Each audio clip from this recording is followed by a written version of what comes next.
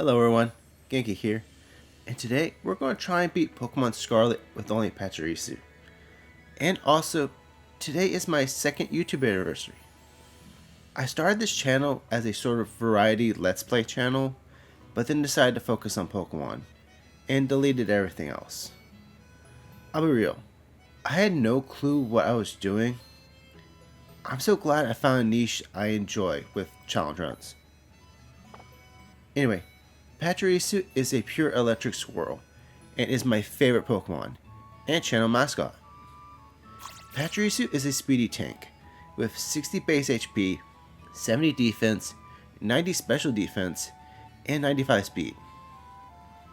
Our attack and special attack are both 45, so we can kind of shift our moveset to what seems better. By level up, Pachirisu only learns normal and electric moves. But by TM, our possible move pool opens up quite a bit. First off, we get access to more electric moves. We also get ground moves. We get weird out of the box moves like Trailblaze, Aerial Ace, Gunk Shot, and Play Rough. I can possibly see us taking advantage of those. Let's go over the rules. I can only use Pachirisu in battle. No items in battle, only held items and items outside of combat are allowed. And if you like this video, don't forget to like and subscribe. Let's begin. Now, I know what y'all are thinking. And no, I am not going to catch the Pachirisu that spawns outside Mezagoza.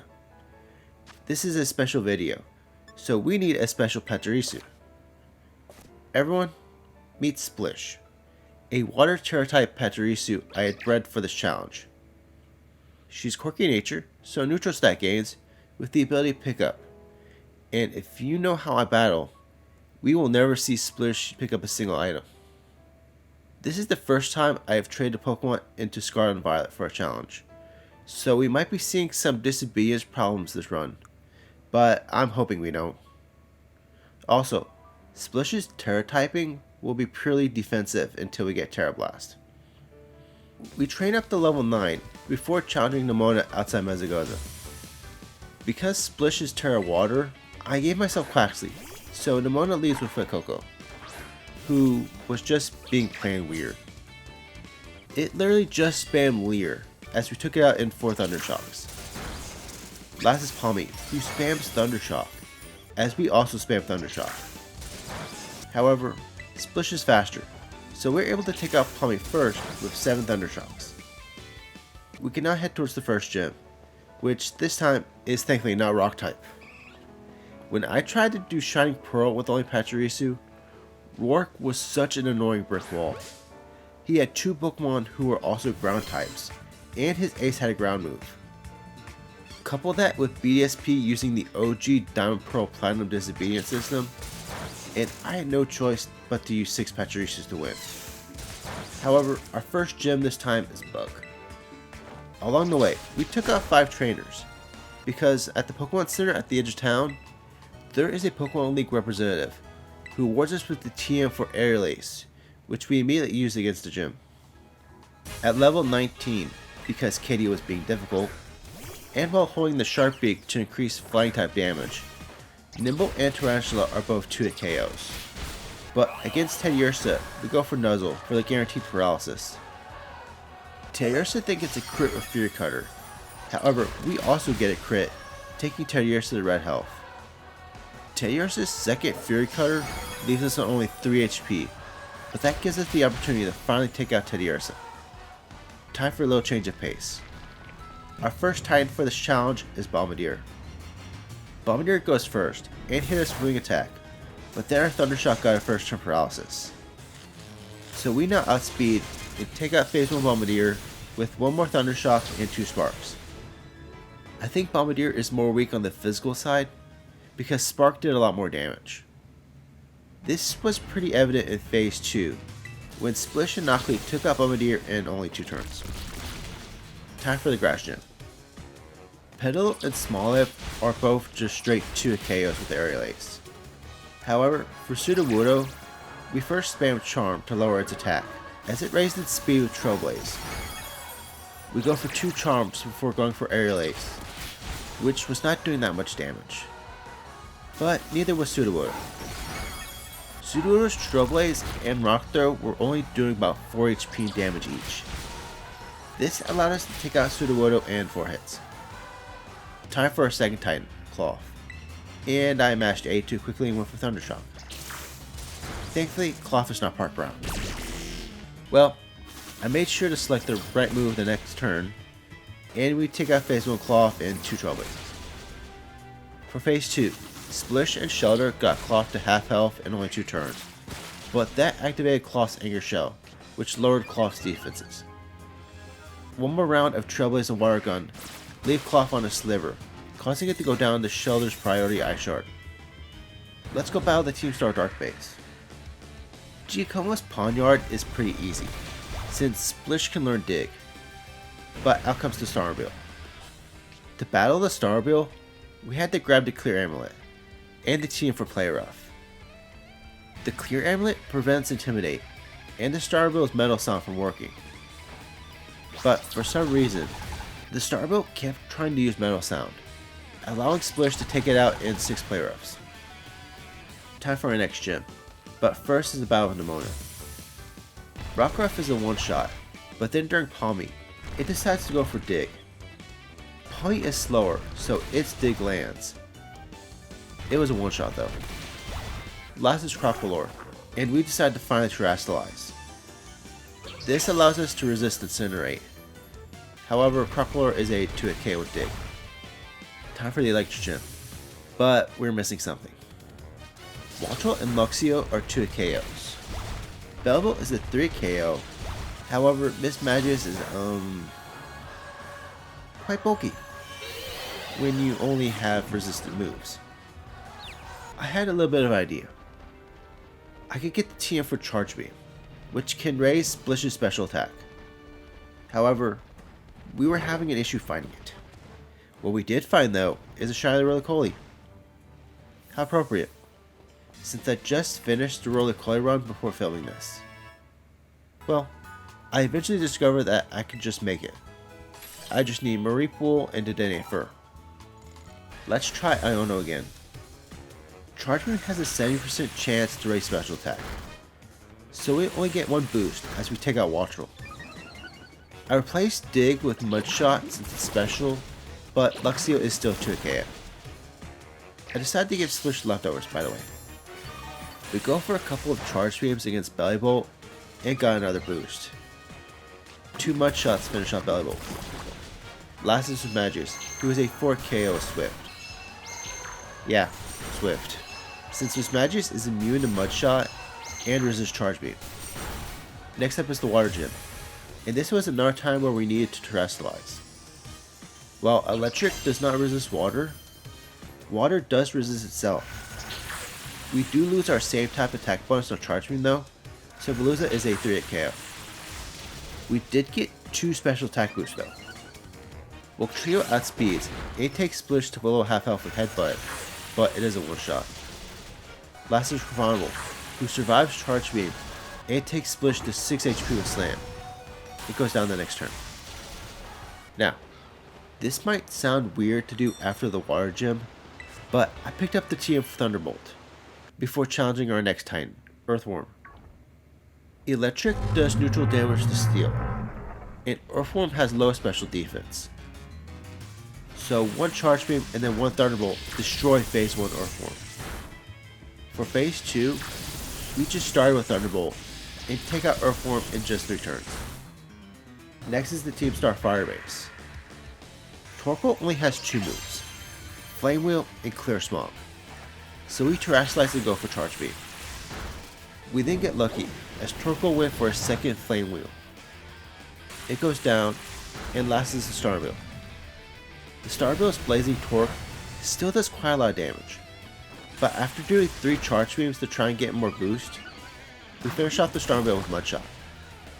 Next, I decided to try the Team Star Poison Base, but Skuntank Sucker Punch does a lot of damage, and we cannot afford to get poisoned, so the normal gem it is. We start the battle by spamming Charm on Komala, who did put us to sleep, but we got in all 3 charms. Now we just need to avoid crits. We eventually take out Komala with 4 Charge Beams, getting 3 special attack boosts in the process. We then Terrestrialized during the Dunsparce, so Drone was no longer super effective, as we go for Trailblaze to boost our speed. The Dunsparce then hits us with Glare, so our speed boost is gone. But we did get one more special attack boost as we finish off the Dunsparce with a Charge Beam and Thunderbolt. Last is Staraptor, who takes Splish to Yellow Health with Facade, but is a one-shot with Thunderbolt. Immediately following the gym is a battle with the Mona. Against Lycanroc, we go for Trailblaze, but Lycanroc is just spamming the Cell Rock. So we go for one Charm before taking out Lycanroc with 3 Charge Beams, getting 2 special attack boosts. Gooey survives Thunderbolt and takes Splish to a quarter health but goes down the next turn. Next is Pommel, who of course has Volt Absorb. We go down to Arm Thrust. Well, while we did lose the battle, we now have access to Terra Blast. We finally have a move where we can take advantage of a Terra type. Let's go try it on Great Tusk. Oh. Yeah. Now we're cooking. 2 Terra Blast take out Phase 1 Great Tusk. Oh. Higher form. For Phase 2, we start by setting up Rain Dance. This allows Terra Blast, along with Scovillain's Razor Leaf, to take Great Tusk to half health. Great Tusk goes down the next turn. Let's go try the Poison Base again. I kinda discovered a weird pattern with Skuntank. If it starts with Sucker Punch, it will continue using Sucker Punch until it's out of power points.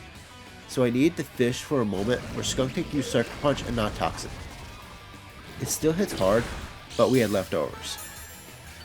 To battle Skuntank, we switched between Charge Beam and Protect, until after 2 Charge Beams, we get 2 special attack boosts. We finish off Skuntank with Mudshot. Red Room is a one-shot. Muck got a crit with Sludge Wave, but is a 2-hit KO. And last is the Starmie. The Starmie goes first. It hits Splish with Noxious Torp, which immediately poisons us as we hit it with Mudshot, lowering its speed. We then Terrestrialize and hit the Starmie again. The Starmie is now locked into Flame Charge in order to reset its speed. And as a water type, we now resist Flame Charge and take out the Starmie in 2 more turns. Time for the Ghost Gym. Mimikyu and Banette both go for the priority Shadow Sneaks. Mimikyu taking out Magikarp in one shot. However, we had immediately Terrestrialized and hit Mimikyu with Charm. Terrestrializing gives us an Omni boost from the crowd. We then go for Charm this time on Banette, before hitting Mimikyu with Charge Beam, raising our special attack and breaking Mimikyu's disguise. We then miss Charge Beam twice, despite it being 90% accurate. However, the next turn we got a crit. One more Charge Beam takes out Mimikyu, and we are at +5 special attack, because we got a boost from taking out a Pokemon. Next out is Houndstone, who survives our Discharge, which one-shots Banette.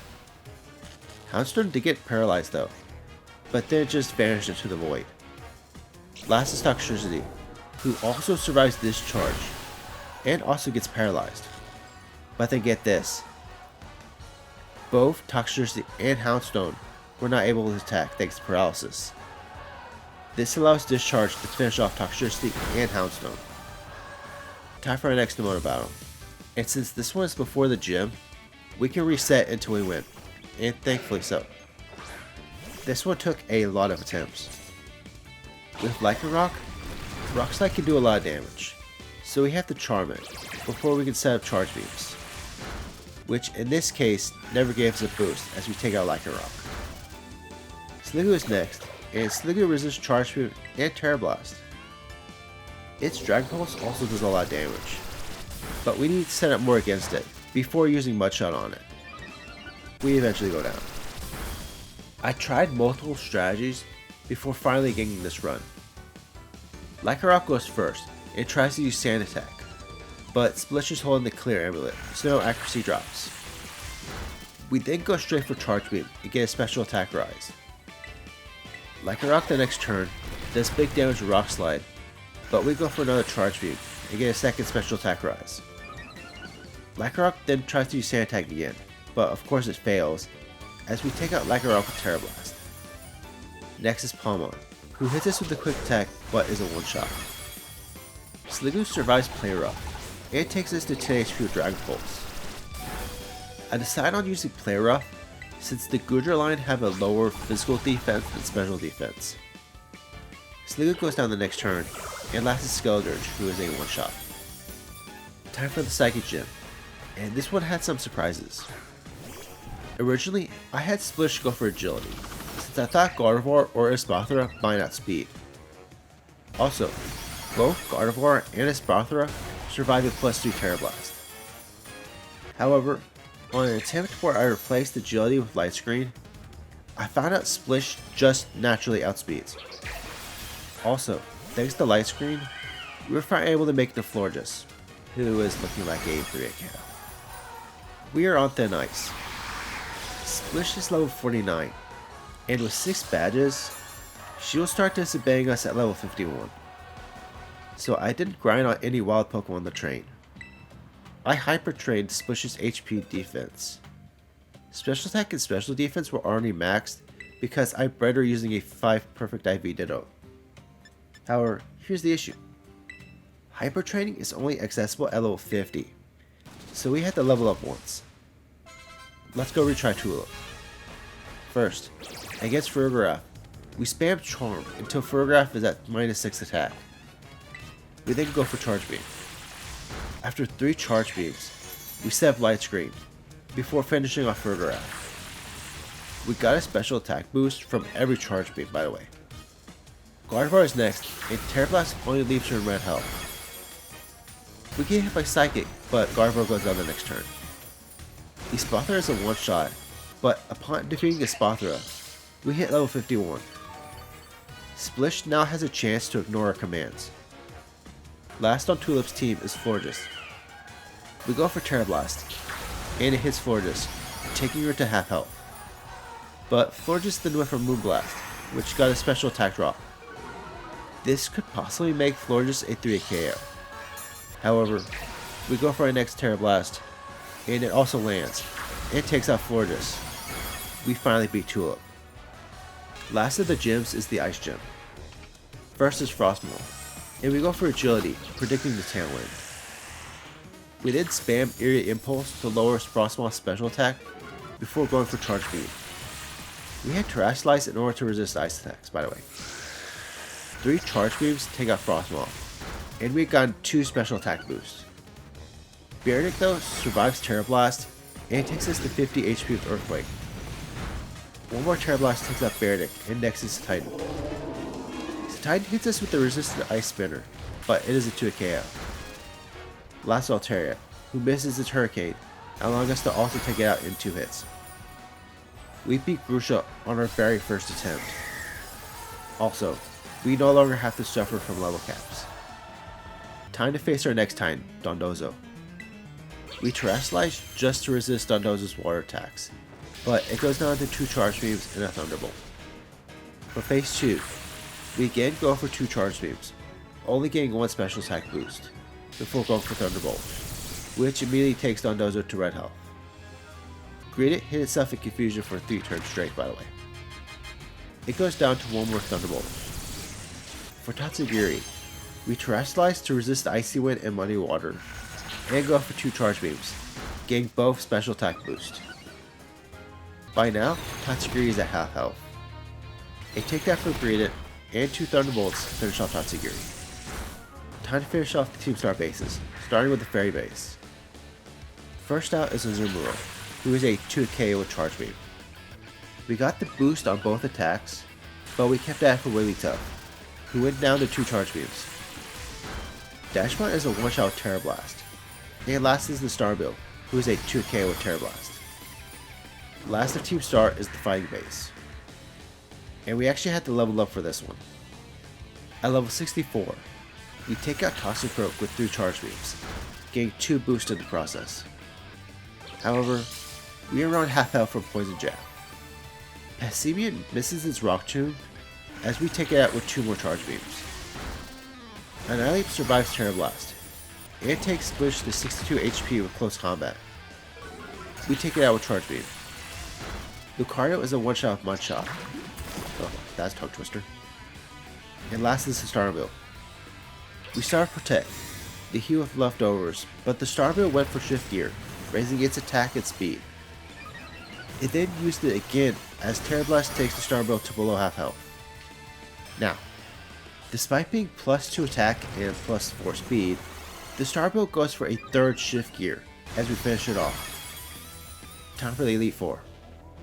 Against Wishcash, we immediately Terrestrialize, because Wishcash has Earth power, so I wanted to reduce its damage. Wishcash goes down to 2 Seed Bombs. Donphan is next, and it survives Terra Blast thanks to Sturdy. It hits us with Earthquake, but it goes down the next turn. Dugtrio and Camerupt are one-shots, and last is Clodsire. Against Clodsire, we started by going for Charm to lower the power of Earthquake. Because with Clodsire's Water Absorb, we had to take out Clodsire with Seed Bomb. In fact, it takes 4 Seed Bombs to take out Clodsire. Next is Poppy. We start by Terrestrializing and going for Charm to minimize the damage of Kaparaja's high horsepower. We go for one more Charm before switching to Charge Beam. 3 Charge Beams take out Kaparaja, and we got all 3 special attack boosts. Magnezone survives Terra Blast thanks to Sturdy and sets up Light Screen. However, it goes down the next turn, and next is Corviknight, who is a 2 KO with Charge Beam. Bronzong is a crit one-shot, and last is Tinkaton, who is a 2 KO with Terra Blast. Time for Larry. We start by going for Charge Beam against Tropius, as it sets up Sunny Day and use Solar Beam. 3 Charge Beams take out Tropius, and we got all 3 boosts. Because of this, the rest of Larry's team proceeded to be a one-shot sweep. Last of the 4 is Hassel, and this battle was the complete opposite of Larry. Dragon resists electric and water, so our best move that used our special attack was Mudshot, which was good for Dragology, but then resisted by Flapple.